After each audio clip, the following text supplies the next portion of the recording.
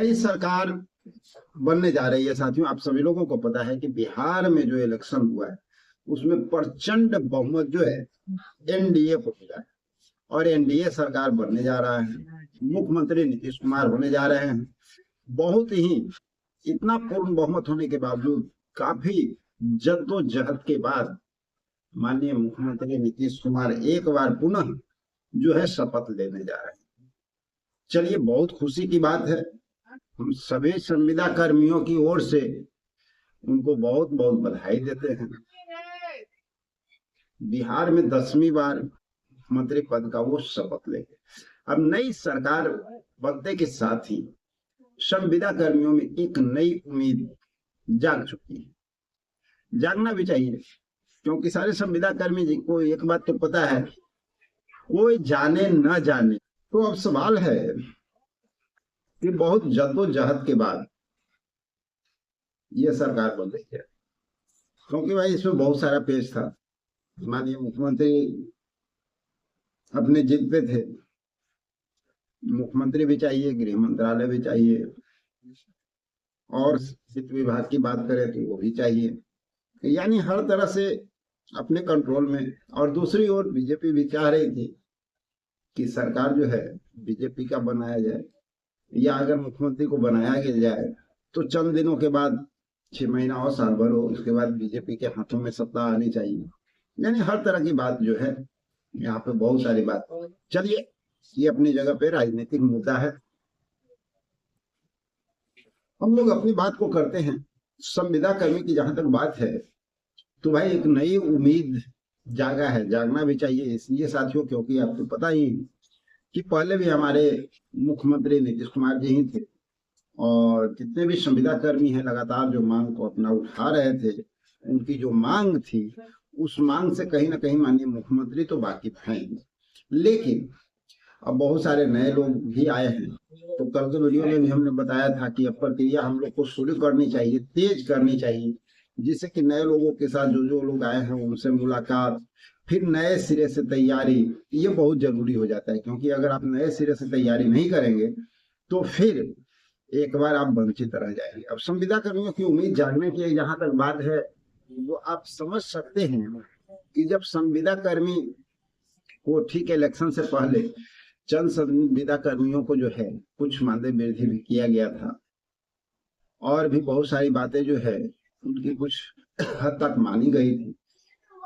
PDS dealer की बात किया जाए तो उनके लिए भी जो है सुविधा मुहैया कराया गया था। और आप देखिए, किसान सलाहकार, उनका वेतन वृद्धि किया गया, रसोईया का किया गया, आशा का किया गया। तो स्वाभाविक है कि जो भी बचे हुए हमारे संविदा कर्मी हैं उन लोगों का उम्मीद जो है वो जागा है कि एक बार फिर से माननीय मुख्यमंत्री आपको जो है बन रहे हैं नीतीश जी, तो उनके कार्यकाल के दौरान अब हम लोगों का भी कल्याण होगा। और ज्यादातर इसमें हमारे जो समायोजन संबंधित जो मांगे हैं, जैसे आप जानते हैं कि जो स्मार्ट मीटर आया है उसके बाद से ही मीटर रीडर जो हमारे साथी हैं वो काफी परेशान हो गए और उनके जीविका चलना काफी मुश्किल हो रही है। उन लोगों का भी डिमांड है कि हम लोगों का सरकारी सेवा में समायोजन किया जाए। उन लोग का भी कमेंट आता रहता है कि सर इस पे कुछ जो है बात किया जाए। बिल्कुल बात तो होगी, लेकिन सवाल ये उठता है कि आप लोग कहते हैं सरकार लेगी कि नहीं, तो सरकार कैसे लेती है? सिर्फ कहने से तो नहीं लेगी। सरकार तभी आप पर ध्यान देगी जब आप एक्टिव होंगे, अपनी बातों को स्टेप बाय स्टेप उस जगह तक पहुंचा पाएगी। इसका एक प्रोसेस सिस्टम भी है। ठीक है, जन आंदोलन ये अलग चीज है, लेकिन उसके साथ साथ आंदोलन और डिमांड के बीच में कुछ प्रोसेस आता है, उस प्रोसेस को भी फॉलो करना पड़ता है हम सब लोगों का। क्योंकि बहुत सारे साथी को पता होगा हमारे बारे में कि लंबे यानी 5 साल लगातार जो है ग्रामीण चिकित्सक का नेतृत्व हम किए हैं, हर प्रोसेस को जानते हैं, हमें पता है। हम लोग उस मुकाम को भी प्राप्त कर लिए थे जहाँ पे समायोजन की प्राप्ति होती। लेकिन जिस तरह से आप लोग देखे हाल फिलहाल में कि कांग्रेस को अगर कहा जाए या विपक्षी दल को कहिए कि भाई एक तरफा लहर चल रहा था पूरे बिहार में, इस बार जो है विपक्ष का सरकार बनेगा। युवाओं को बहुत भरोसा हो गया था कि नौकरी तो मिलेगा ही मिलेगा, क्योंकि विपक्ष का वादा भी था। तो सवाल है कि उसके बावजूद बहुत बुरी हार हुई, उसके पीछे रीजन क्या था? अभी आप अगर न्यूज को खंगालेंगे तो आपको पता चल जाएगा कि चाहे वो कांग्रेस हो, चाहे वो आरजेडी हो, चाहे कोई भी विपक्षी पार्टी है, उसके अंदर ही बहुत सारे स्लीपर सेल थे जो थे। उस संगठन का नाम था कि आरजेडी के हैं, कांग्रेस के हैं, लेकिन अंदर ही अंदर वो संगठन को कमजोर करने में लगे हुए थे। वो किसी और के लिए काम करते थे।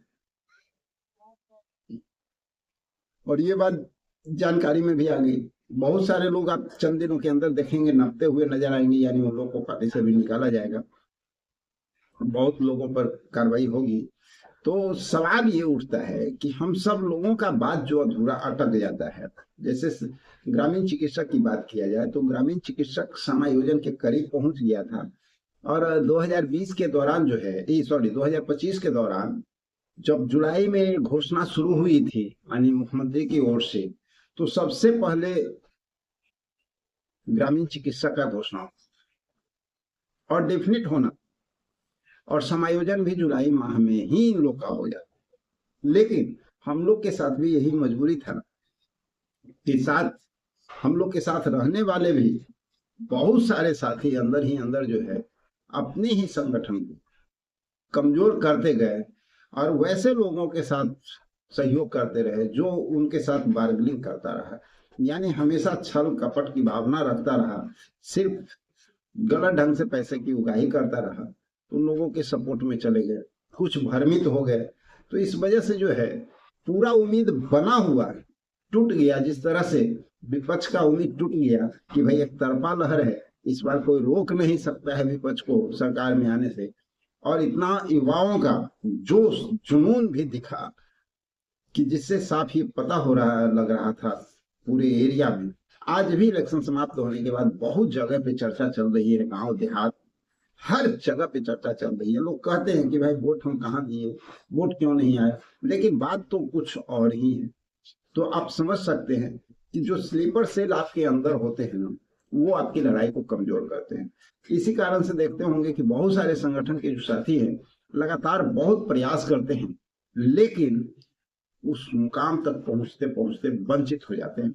तो इन सारी बातों को हम लोग को ध्यान देना होगा। और तभी मीटर रीडर वाले को भी चाहिए कि अपनी बातों को सरकार तक पहुंचाना है। और नई सरकार बनी है, भले मुख्यमंत्री वो हो, लेकिन अब नए सिरे से अपना एप्लीकेशन तैयार करना है, नए सिरे से जो है विधायक से मिलना है, नए सिरे से मंत्री से मिलना है, किनको कौन सा पद मिलने जा रहा है मंत्रालय में, फिर उनसे मिलना है। फिर उसके बाद उस डिपार्टमेंट तक भी प्रक्रिया है, बहुत सारा प्रक्रिया है। उस प्रक्रिया के दौर से आपको गुजरना पड़ेगा, तब आप उस स्थान को प्राप्त करेंगे जहां पे माननीय मुख्यमंत्री तक आपकी बात पहुंचेगी। मीडिया आपको सपोर्ट करेगा, सोशल मीडिया आपको सपोर्ट करेगा, हम लोग लगातार आपकी आवाज को उठाएंगे।